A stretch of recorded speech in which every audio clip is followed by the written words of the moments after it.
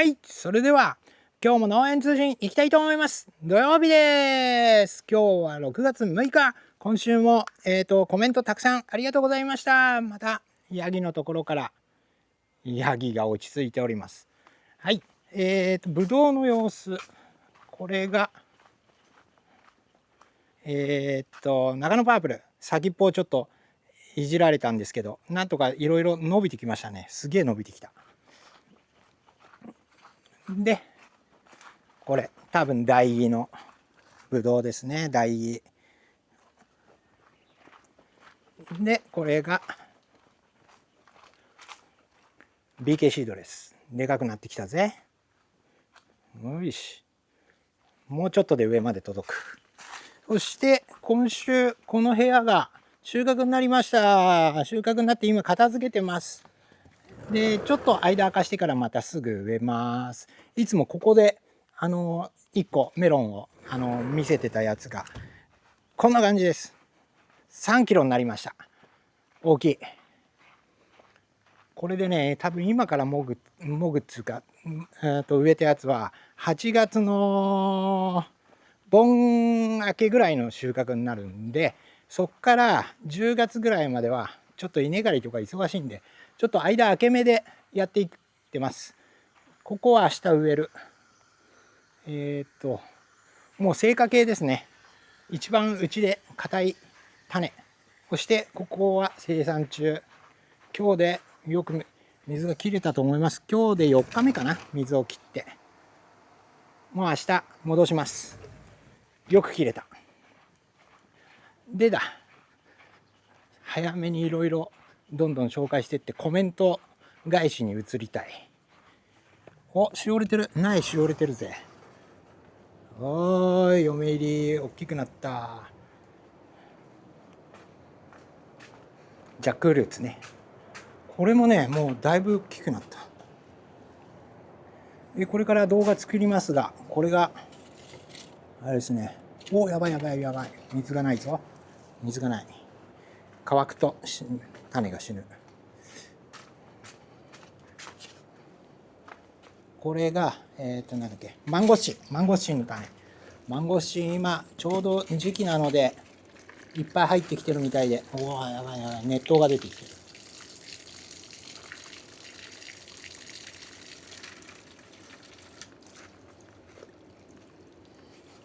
こんな感じで水にいつも浸しといて、でこの日陰に日陰に置いて泳がしておきます。こっちもこれ出んのかな。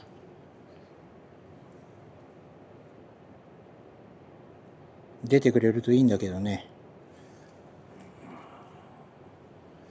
インドネシアの視聴者に教わったやり口でやっていますが、どうなるんでしょ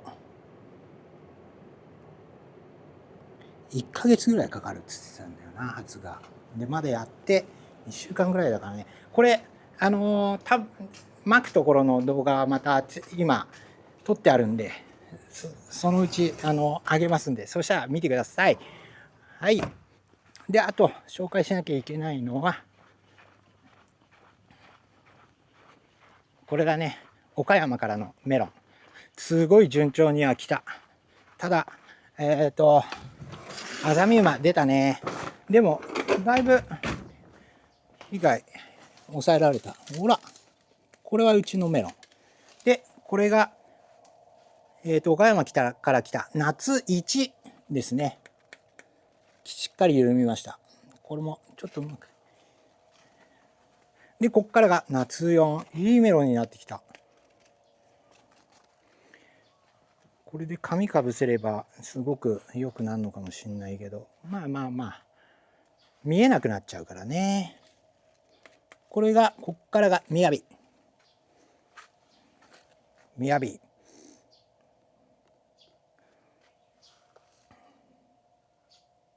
いいメロン。そしてここまでがみやびで、ここまでか。ここまでがみやび。でここからがうちの夏4です。これ夏4にこれ7かけてあります。47って言って来年の夏用の種ですね。生花じゃなくて普通の夏。生花用はまた違うもっと硬いやつをやるけど、ちょうど今時期ぐらいからもぐ予定のメロンの種を今来年用に作ってます。47うまいんだよ。得意なメロンですね、僕の品種的には非常に。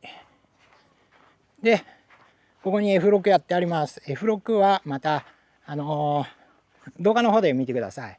もうネットも決まって今緩めてる最中。なかなかね。であとこれがぶどういっぱいなったけど、いっぱいなったっつうかまだだね。来年にはもっとこの倍になるね。だいたいちょっと水かけました。そうだ、今週はあれだね、台風が来ましたね皆さん。僕の方はまあそうではなかったんだけど、沖縄とか九州の南部とか結構な被害の報告を SNS とかで見てちょっと心が同じ農家として、大変だなっていうところがありますね。一刻も早く復活してくれることをお祈りします。あれか、それこそ危惧してたハウスのビニールとか大丈夫だったのかな。そういうのが心配ですね。でここがもう交配終わって、でここが交配、そして仕上げのところのメロンをちょっと今水かけようかなと思ってて、水かけてそこから一気にコメント返しいきます。おっと7分回ってきた。今週はいろんな方からここまで育ちましたみたいな写真が届いてるんで、それも紹介していきます。これで勝手に水がかかる。7分間ちょっと乾いてるように見える。今1日2回か3回ですね。これも仕上げの方だから1日2回。こうやって玉伸ばしとかしてる部屋は3回。これ高見メロン。毎年高見メロンが足りなくなっちゃうんで、ちょっと1部屋分増やしました今年。ほら。でバナナもどんどん葉っぱが出てくるようになった。すごくでかくなった。これでもいっぱい生えすぎてるから移植します。何本か移植して違うところにバナナのバナナ園みたいな感じでとりあえず育ててみようかなと思います。アップルバナナとアイスクリームバナナ。はい、それではコメント返ししていきます。それではコメント返しいきます。峰子やんばるさん、そうだ、沖縄大丈夫だったかね。スイカは真夜中に作業なさるのですね。種なし花粉なんだか神秘的。私は種があっても平気です。早く食べたいな。種なしにする処理とかをしなければ別にしなくても大丈夫かな。夜やる必要はないですね。夜のうちに朝花が開いた時に他の花粉を運ばれないようにするためなので夜の間にやりますね。はい、台風接近中の、動画で名古屋みちんさん、米不足の時もそうでしたがおそらく値上がりを狙って奴らが買い占めてるみたいですね。そういう人もいるかもしれないですね。足りなくなりすぎだからね。ただ農協的には結構一生懸命確保に動いてくれてるみたいで、農協っつっても全農とかもう全国組織なんでね、特にビニールとかそうだから被害があった人のところにちゃんと行き届くといいんですけどね。結構本当に残念な写真とか動画が出てくるんで本当心配ですね。こう栽培中にね道具がいかれるっていうのはねやっぱりなかなか辛いもんがあるから、僕たちも2019年にかなり千葉県もやられたんでよく気持ちがわかります。はい、以上。スイカの交配の動画にやっちゃん金色羅はやっと3つる選抜したところです。千葉と埼玉県北部の、気温差は大きいです。成長の差が開きました。埼玉県北部だもんね。北部はそうなのかもしれない。たださ、なんつうの、このうちの方海の方だけど、埼玉県北部ってこう暑くなってくるとすげえ暑いところの気がする。なんだっけ。暑いぞ熊谷じゃないけどさ、そんな感じがしますね。あ、そうだ。やっちゃんからあれいただいてるのでちょっと挟み込もうと思います。動画こんな感じです。おはようございます。今日は5月28日。今11節目。全部10節までは目を取ったので、11節目がこの子がこんなに伸びてる。そして、お隣さんは11節目がまだこの大きさ。で、この子もこの大きさ。だいたいそんな感じ。ということは、これは伸びすぎてるので、追っかいちゃった方がいいのかな。追っかいても次がもうこんなに伸びてる。2つ追っかいて、いや違うな。3つ追っかいて、3つ追っかく？みんなこのぐらいなんだよな。揃えるとこのぐらいになる。ということは、11、12、13取って14個で揃えるのか。難しい！はい。順調にもうそろそろ後輩です。もうすごく順調。いい出来。順調ですよ。ただあれか。アザミウマがいるっつってたのか。アザミウマはね、交配中、殺虫剤あまりやりたくないですよね。こう身に影響が、養花には影響が出ちゃう。薬害が出ると本当に嫌なんで、最低でも交配後5日ぐらい経ってからやるんだね。で、どうせやったら殺菌剤とかも入れたいんだけど、薬害が出やすいのは僕のイメージからすると殺虫剤より殺菌剤の方が、薬害が出やすいんで、そういう場合は殺虫剤だけでいきましょうね。はい。で、田植えの動画、名古屋みちんさん、森田さん、こんばんは。刈り取りの時は大丈夫なんでしょうか。刈り取り機もキャタピラだから大丈夫なのかな。大丈夫じゃないですよ、穴は。そこの場所にね、こう刺して刈るというか、前の部分がこうちょっと出っ張ってるので、その出っ張った部分でバッて刺しながら穴にキャタピラがはまり込まないように刈りますね。多分程度の穴なら簡単に刈れると思う。僕がぬからしてるんで、僕が責任持って刈るんで大丈夫だと思います。ありがとうございます。本田さん、森田さん、こんばんは。僕はスイカ栽培は空中栽培してます。スイカはね、なんつうの、こう杭のところが十分強いから、でもあんまり大きくなってくると杭が離れちゃうといけないね。なんかあれしないと、浮かせて下にこう支えてあげないといけないかもしれないですね。素晴らしい。でも空中とかで栽培すると薬剤というか、防除とかも効きやすいんで、虫の予防にもなりますね。地べて張ってるよりも。ちーくん、こんばんは。こちら信州は朝の最低気温が12度くらいな日が多く、スイカのつるの伸びものんびりです。花芽や脂肪も5、6節あたりでついたので、もう少し先につかせるために摘み取っている段階です。早くもウリハムシの攻撃を食らったので、優しくネットをかけました。ウリハムシが出るってことは何かやった方がいいっすよ。ネオニコ 4A ラックコード 4A の剤を何かやっとけばウリハムシだいぶ寄ってこなくなります。やってみてください。次、ブドウの動画。名古屋みじんさん、自分も巨峰の摘粒しなきゃいけないのですが、夏野菜の世話もしなきゃならないので、予備摘粒だけで袋掛けしちゃいます。そうしたいのも山々なんですが、2回目のジベレリンやらない？そうだ、うちもう2回目のジベレリンやらなきゃいけないんですよ、実は。まだやってない。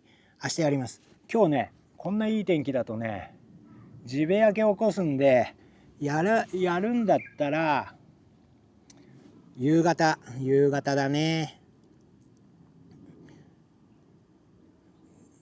で、ミネコやんばらさん、ブドウの摘粒手間暇かかりますね。そう、ブドウの摘粒手間暇かかるんだけど、ブドウの摘粒超面白いの。本当に時間があればずっとやってられる作業。あれは楽しい作業なんだけど、去年ぐらいでちょっと大変だなって思ってたんですけど、去年より倍になってるんで余計プレッシャーがひどいですね。毎日でかくなっていくので、それ見ながら少しずつ摘粒していくんですけど、最後まで間に合うのかという不安があります。はい、2回目のジベレリンもう近々やるんで、そしたら動画撮ります。線引きメロン、最高の一家の見極め方、F8、戦火の動画ね、やちゃん、鉄火動画、連続5回見ました。傷をつけないように手のひらでカバーしてやることが大事ですね。私のはもうすぐ鼻合わせになりそうですって3日前なので、そろそろ鼻合わせしていくかもしれない。楽しみで仕方ありません。でも今のところ順調に来てますよ。アザミウマがいるって言ってたからね、なんとか後輩乗り切ってうまく一発防除やって、ちょっとでも密度下げたいな。そんな感じがします。名古屋みーちんさん、森田さんこんばんは。自分はせっかちなのでもっと早い段階に摘果しちゃってます。早く1個にしなきゃ時間がもったいないよ。そうよ。分かればもうどんどん摘果してどんどん減らしてって1個に近づけていくのもあり。ただ、作業的にちょっと間に合ってない。春以外はね、僕ももうちょっと早めに摘果します。卵までにはもう1個にしちゃうから、今は作業的に間に合ってないっていう感じですね。ぶどうの、予備摘粒の動画で、森田農園さんこんばんは。だいぶ大きくなってきましたね。楽しみにしてます。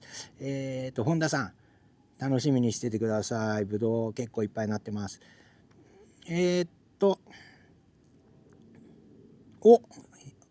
衝撃の断面。昨日の動画、昨日上げた動画、叩いて中身の発酵っていうやつで、やっちゃん、音と響く感覚で異変に気づくとは動物的本能を感じます。というか、メロン農家がこうコンコンってやっているのって、多分それを見てるんですよね。意外とでも難しくないんですよ。こう叩いてるとね、だんだん感覚分かってくると思う。メロン栽培してればもう毎日コンコン叩いてください。でもまだやっちゃんはあれだから、玉釣り以降かな。玉釣り以降ぐらい叩いて硬さを見ながらやっていくのがいいです。昔の動画、黄河病になったメロンの収穫の動画と減少の動画、80歳の方、参考になります。黄河病になった場合早く撤去ですね。そうですね、完成するから早めにもう取っちゃって、なんつうの、より広げないように。特に黄河病は粉じらみが媒介するので、粉じらみはもうどっちあったかくなるともう出てくるんで、いくら用心してても全然ゼロにはできないから、もう発生源ができちゃったらもう撤去して出して、遠くに捨てる、もしくは埋めちゃうがいいです。はい、自動操舵の動画、韓国の方、ごめんね。ハングルの名前だから名前が読めないんですけど、韓国の方。こんにちは。私は韓国で農業をしている30代の青年です。お、超長文。今年初めてこのような経験を学びました。旧よりトレーラー2台で初期ロータリーは親状態でした。旧よりエンジンベルトが切れることがよく発生し、この問題で本社に2ヶ月任せた。修理が遅すぎる風に奈良市に見られるトラクターがない状態でした。育苗場で運転していかなければならないのまで運転していかなければならないのに奈良市見た論はなくて、あれだな、これ多分あれが翻訳がなかなかうまくないんでしょうね。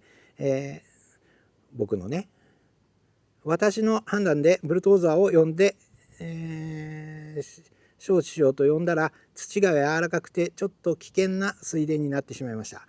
ああ、そういうことか。ブルドーザーでこう綺麗に平らにしようと思ったら危険な田んぼになっちゃったんだ。ブルドーザー費用12,000坪の総金額200万ウォンほど。200万ウォンっていうことは今はいくらか分かんないけど、前だとだいたい10分の1だったので20万円ぐらいか。確かそうだよな。そうだったな。今はもうちょっと高いかもしれない。大きな後悔になります。修理されたトラクターが来ましたが、残りの2万坪っていうと1丁部が3000坪だから約7丁部と、あれが誰だ、東京ドームが1万5000坪と言われています。できて奈良市の土地を最優先に9000坪はまさに植えました。9000坪3丁部。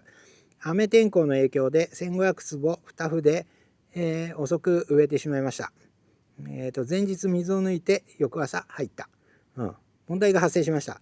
日付ではどうして機器無理ながら大変でも植えられたのに、前より、八丈肥料の統制ヤンギをターンをしながらヤンギホイール時刻の田んぼを広げながら抜ける水田になってしまうのです。一生懸命理解しようと思ってるよ。螺旋仕上げができないのです。これは危険だとの判断で翌日水田で水をいっぱいにした後、螺旋の水田を整理して再び、植えました。ブルトーザー支出もひどく、ノンポンビも多く、田んぼも整備しなければならず、とても大変でした。二度とブルトーザーは呼びません。そうだね。平らにしたかったりしたらブルトーザーとかよりトラクターにレーザーレベラーとかつけてどんどん引いて平らにしちゃうのもありですけどね。ある程度大きなトラクターがありそうなので。穴がねできちゃうとどうしてもね、穴はもう治らないんだよな。みっちりちょっと高いぐらいまで砂入れて落ち着く、ある程度こう転圧して落ち着くのを待つしかない。入れてすぐはまた1年目はまだぬかったりする。2年目から砂が効いてきたりするんで。でも韓国からコメントありがとうございます。先週のメロン農家通信ながらクラブさんコメント失礼します。千葉県香取市にてアールスモネミレを育てています。モネとかミレね、ベルモラン帝だね。今年で14年目です。すごい。本格的に始めて7作目です。50年くらい栽培してきた叔父の意思を継いでおります。他界して以来一人で試行錯誤しながら種を残したく奮闘しております。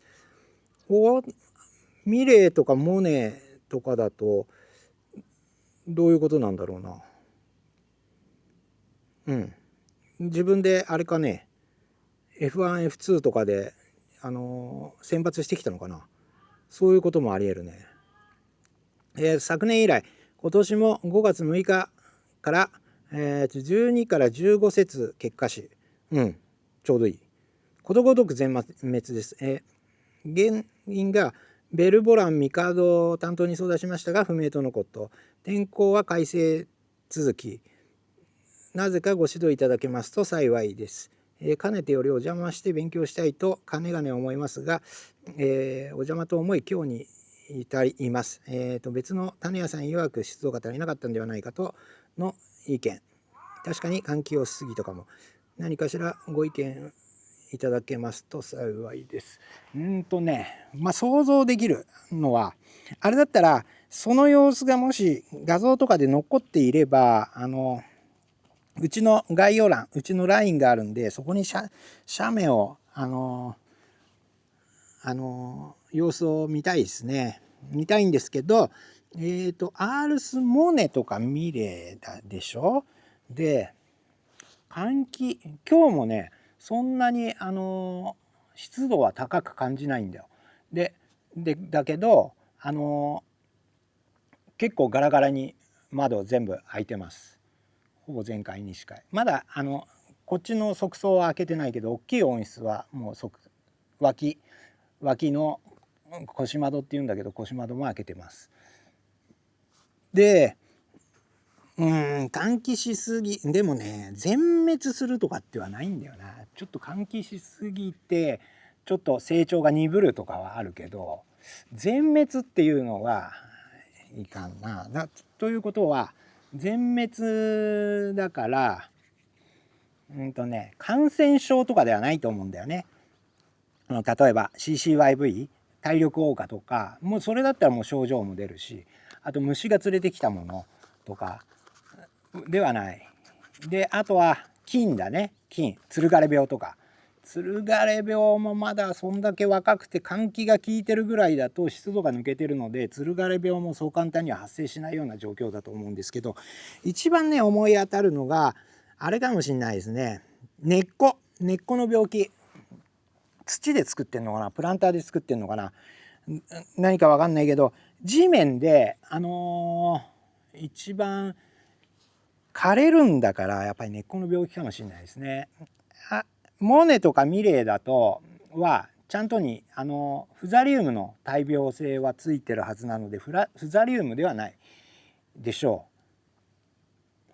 う。フザリウムっていうのは常在菌でどこにでもいる菌なんですけどやっぱり密度が濃くなってくるとアールスメロンっていうのは昔僕んちの純系アールスなんかは抵抗性がついてないんでそのフザリウムに対するフザリウムの中にもレースって言って系統が何個かあるんですけど一番最初の1とか2とかそういうやつのやつはアールスモネもミレーもついてるはずだから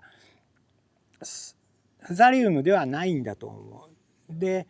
だとするとあと接ぎ木してんのかな。接ぎ木してればもう余計フザリウムは大丈夫なはずなんだよな。スイカのもなんだ日本で今栽培されてる特に春の栽培されてるスイカとかはもう9割以上が接ぎ木だって言われてて僕みたいに未生で作ってる人はまずいないっていうそれの原因もフザリウムなんで接ぎ木しないとフザリウムの濃度が高くなってつるがれ病みたいな枯れてっちゃう。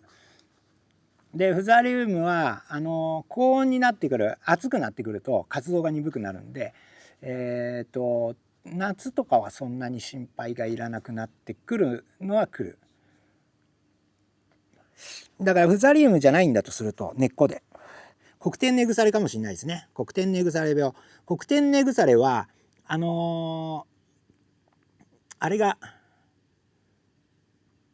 接ぎ木では対応しきれないのでもう物理的に菌をやっつけなければいけないんだけど土壌消毒でやるとしたら DD ピクリンそれの混合されたものそれとか今キルパーとかそういうのがあるんですけど黒天根腐れだとすると、クロルピクリンである程度濃くしっかりと土を燻蒸してあげないと減らない。黒天根腐れが出ちゃうとね、メロンはちょっと本当に大変なんですよ。しっかりピクリン効かして密度を下げてやるしかないかな。もうちょっと情報が欲しいですね。それこそ香取だったらちょっと時間かかるけど是非いらしてください。全然邪魔じゃないんで LINE で連絡入れてくれればその時間作りますんで是非いらしてください。大丈夫です。はい。ながらクラブさん。田植えの動画にクライム6さん。万歳がいいね。気持ちわかります。確かに万歳したくなります。終わったら。特に田植えは何チームもないで1チームだけでやってるんでいるみんなで万歳できるしな。田植え稲刈りはね2台機械があるんでチームが結構分かれるんでなかなかね一つのチームだけじゃ万歳してるあれもないんで。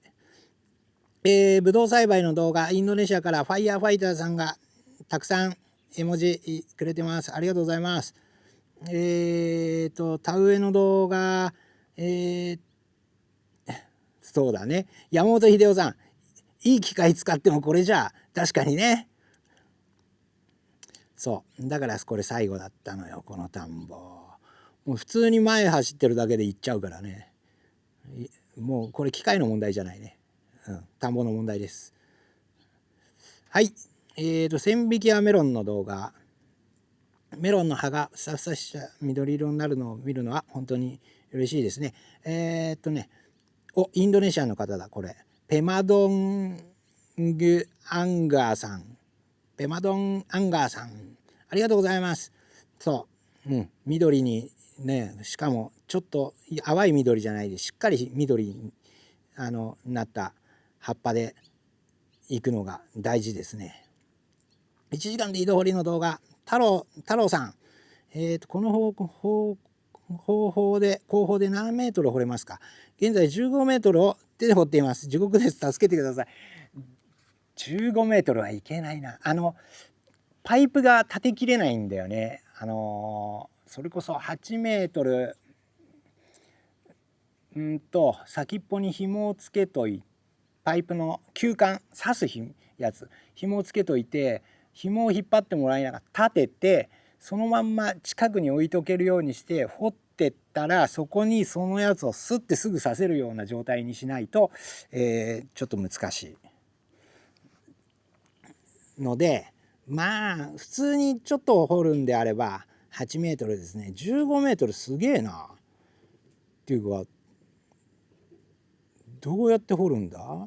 あとはペッカンでペッカン掘っていって15メートル、それこそ本当の上総掘りみたいにペッカンで掘っていくしかないのかな。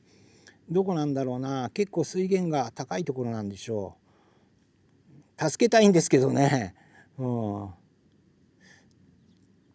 ただその15メートル下を水圧でこうサクサクこうやっていくっていうのはありかもしれないな。どんな感じなんだろう。見てみたいです。はい、コメントありがとうございます。田植えの動画、ゆとりんさん、お疲れ様にしてもマットなのに苗が長い。苗が長いのはね、水が入らなくて白がなかなか描けなかったんですよ。ここの最後の1枚で、予定してるより1週間10日1週間以上後押しになったんで伸びちゃいました。でも今になってみれば順調ですよ。順調っちゃ順調です。はい、ありがとうございます。私百姓部の育苗の井戸掘って育苗してる動画にカズオマッキーさん、私の家にも井戸掘りに来てほしいです。近かったら行きますけどどこなんだろうな。井戸掘り好きなんで、趣味なんで普通に行きます。はい、ありがとうございます。コメント。千匹やメロン最高の一家の、いつも楽しみにしています。玉ハゲとは何のことですか？森田さんみたいな、クリップが見つかりません。どちらで購入できますか？じゃあこれの概要欄にちょっと探して貼っておきます。同じものでよければ多分あると思うんで貼っときます。釣り吉薬君、栄養成長段階でアミノ酸と菌の液肥を週2回程度与えてました。生殖成長段階でリンカリ液がいいのですね。追肥を考えていまして、リンカリ液巻いて水やりしてみます。やっぱり木を丈夫にさせるのは窒素、窒素で実がついてきたらある程度リンカリをちょっとおごってやるみたいなイメージでやってますね。カリというより、まあ PK だからね、リン酸でを少し液肥程度、そんながっつり液肥入れなくてちょっとバランスを取るぐらい入れるってことでいいと思います。はい。でさっきのね玉ハゲね、玉ハゲっていうのはちょっと分かりやすいメロンがあるかどうか。メロンってこう交配したてはこんな感じでなってだんだん色が白くなっていくんですよ。ちょっと分かりづらいかもしれないけど、その白くしていく色が変わっていく感覚を玉ハゲって言ったりします。こんな感じでだんだん白っぽくなっていく。で卵を超えてくると本当に真っ白になって、真っ白を今度超えてこう鉄とかアルミみたいな色になる。こういう色になってからネットが来るといい感じにネットがまとまるっていうことになってます。だいたい色もそうだけど表皮の硬さがそれぐらい硬くなっていく。初期の段階は柔らかいんで、それがだんだん大きくなるにつれてこう表皮が硬化していきながら、色が変わっていく。その色が変わっていくことを玉ハゲっていう。で玉ハゲを進めるってことはだんだん白に持ってって白からアルミや鉄のさっきの色まで持っていくっていうことを玉ハゲって言います。はい、ありがとうございます。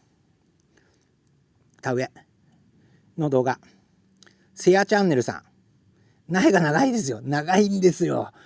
上遅れてるんですよ。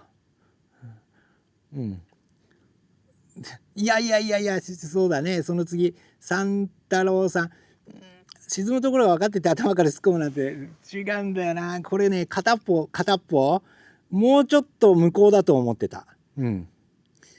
こっちにこう行っちゃったから、そうもう一往復帰りの時にそこの穴のところをなんだったらそのまま取ってきて、こっちにそのままトラクターで引っ張りながら最後上げたみたいに植えるつもりだったんですけど、行きでまず一発生かしちゃったんで、それ計算外。あるんですわ。魔が差す最後だから。次。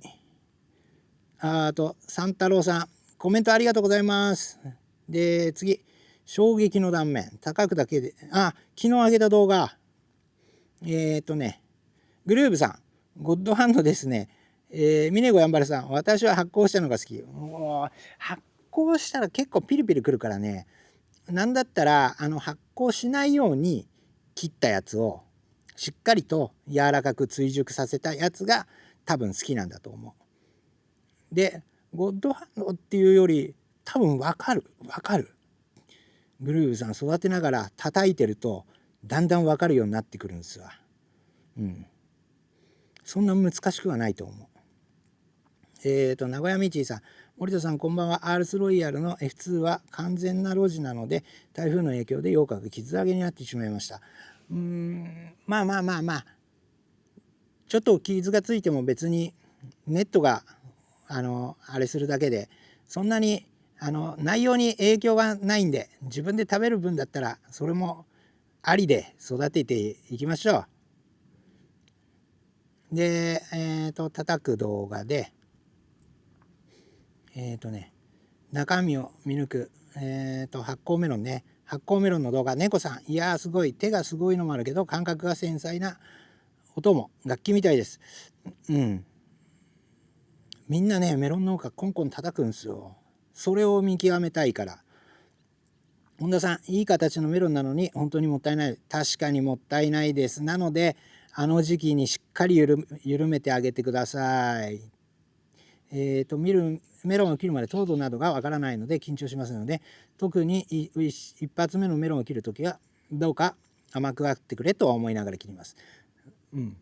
その作柄で一番交配が早かったやつを試し切りしてもぐ日にちの目処をつけるっていうのはですね。だから一発目はちょっとちゃんと味が乗ってるかっていう感じで緊張しますよね。はい、テフテフさんありがとうございます。ケ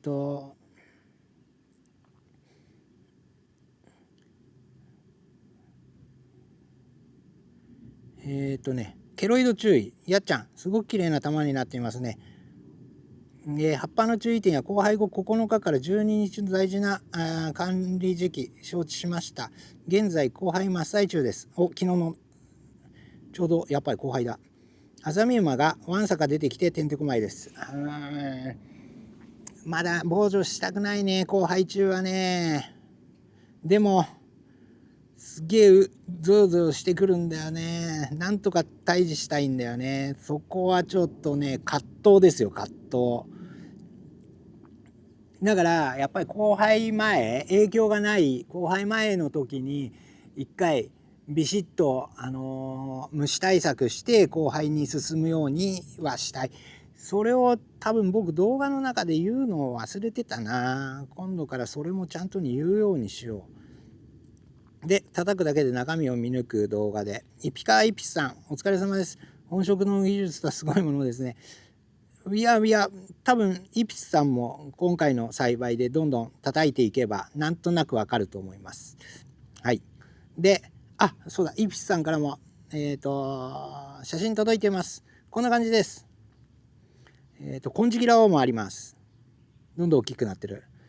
僕ももう後輩スイカ終わったんですけど、まだ誘引がつる先誘引したいんでそれが全然間に合ってない状態です。次80歳さん、いつも参考になります。音の違和感ですか。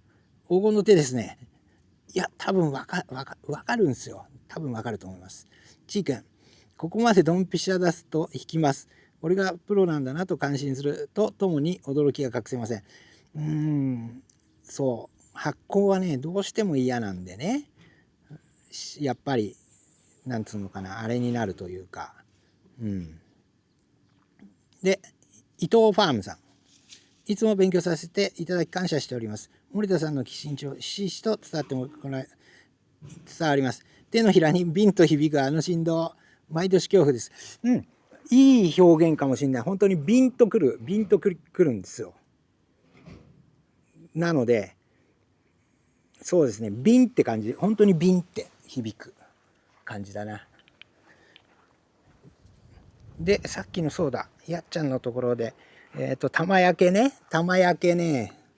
本当に次の動画ちょっと楽しみにしておいてください。千匹やメロンの玉焼けの動画。それこそ野々原裕太さんお疲れ様です。うちはロジトンネル栽培なんであんまりあざとかは気にしてないですが、選果する時につるのギザギザで肌をやすってしまうことが多々あり、ネット形成時にその部分だけネットがうまく出ず、糖度もその部分だけノリが悪いことがあります。今年は気をつけてやっていますが、大葉系やると密食して大変ですね。現在うちの品種はクイーンシー、オルフェ、ここはロジ系だね、複数取り。ディーバは複数取りもできるし一つ取りもできる2種と他2種とプランタでハウス栽培を4種やっています。3種は縦ネット形成終わってきました。じゃあもう適化は過ぎてるんだ。そう。でも、痩っちゃっても、痩っちゃうのはしょうがない。しょうがない。特に、僕も、4つる、露地系のやつは、どうしても傷がついちゃう。葉っぱも2つるで多いし、で、実の数も多いんで、どうしてもこう、痩って、ちょっとネットになっちゃう。これはしょうがないですよ。よっぽど気をつけてもなっちゃうもん。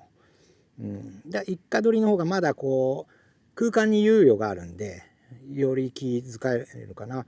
結構でもやってますな、野々原裕太さん。検討になります。坂田か。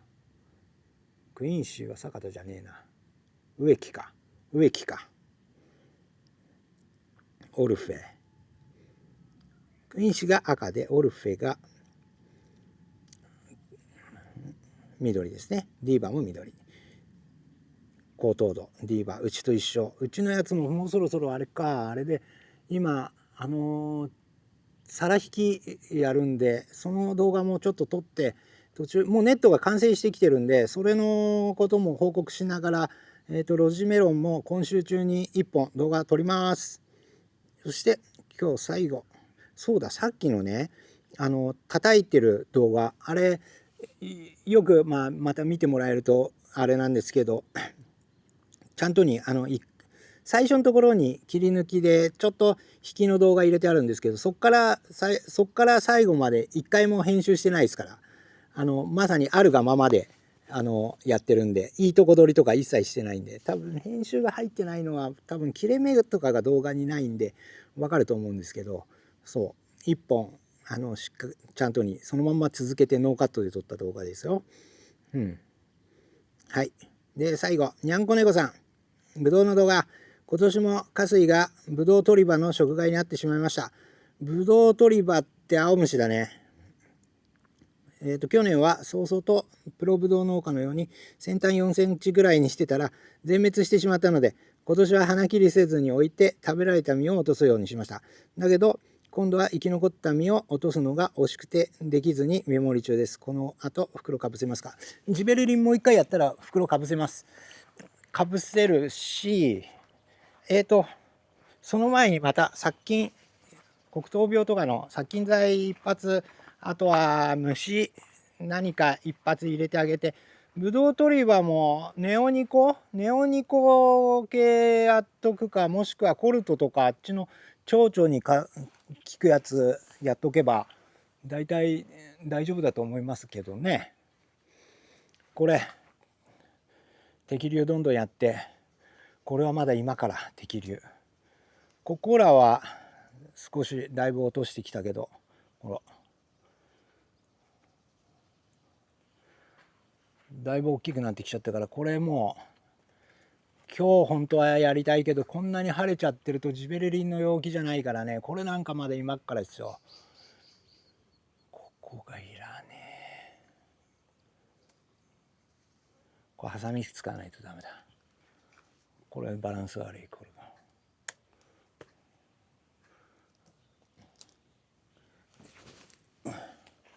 でまた動画撮りますが、ここほぼ何にも花切りしてないやつ2房、このでかいやつ、でかい房やばいね。